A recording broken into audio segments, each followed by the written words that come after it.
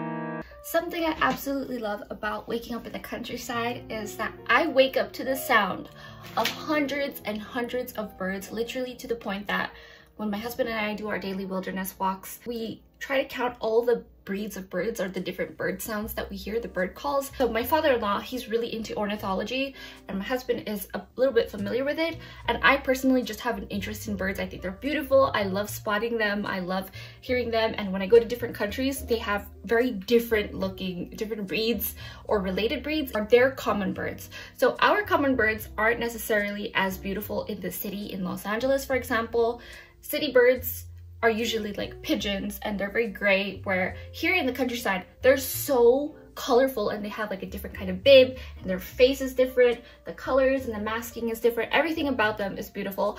And waking up to the sound of what sounds like 100 birds is the best feeling in the world, and it does something to your mind, it does something to your body, it does something to your mood that, I don't know, it just starts the day out right. And my cat, Cashmere, he's always looking out the window, doing baby sounds like meh, meh. And that's one of the signs of cats, that they want to go outside and play and or hunt. And obviously he's an indoor cat. I don't want him getting a bunch of diseases, and he is also not allowed outside in general until we move to our barn, our farm. And we're not moving to a barn, we're moving to a house, but he's gonna be in the barn.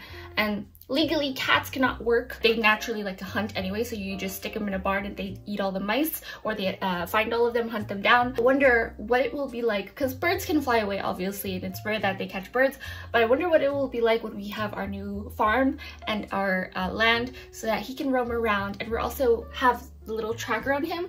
And they did this in a cat documentary where these mice that guarded the barn, famous brewery for scotch, I think it was, the cat was famous for guarding that area, and then the brother cat was famous for kind of being like the showman in the bar, that when you enter he says hello.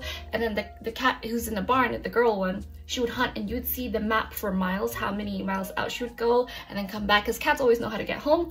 And so I thought that was really interesting, and I want to see how Cashmere will be on our land. And I just have to remind all the city people, as a former city girl, go out into the countryside. City life isn't everything. Get some fresh air. You will feel amazing. I need to get a stabilizer because I'm really shaky on my hand, but get some fresh air, go out into nature, try to count all the flowers, the different variations you see, all the different plants, all the different types of trees, see the pattern of their grains and the wood on the bark. They're all different, and they're worth paying attention to, especially in your area, because I feel like it's important to know how to forage in your local region. Like in California, I left a book in my Hollywood Hills home, California Foraging, where here I want to be familiarized with every single growing sprout on my land. It not only protects us, but we can also use it. I love this place. It's so crazy beautiful, so try it out.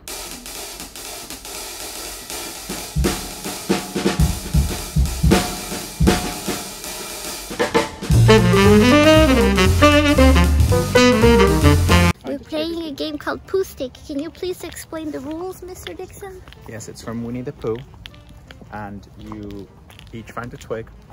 You go to one side of the bridge. One side of the bridge. You throw it in the water. Throw it in the water. And then you run to the other side of the bridge and see whose twig comes out first. Whose twig comes out first. And then we're gonna find our favorite leaf. Look at all. This is my twig. We need to find you a twig. Well, yeah, you've got a little one. I'm gonna go for the biggest one I can find. Oh. A tree trunk. Tree branch. Yes. Wow, so beautiful. Okay, so you found your stick. Ready for the spaghetti. Let's go. It's a stop sign. We have to stop before we indicate and make a left. Okay, ready? On 3. 1, 2, 3. So you saw? Go. Where'd it go? My stick. I don't know where it went. Can I see mine? Mine went through first. It's that It got tiny stuck. thing over It there. came out of the bridge first. So tiny. Should we call it a draw? A drawer? A draw. Okay, call it a drawer.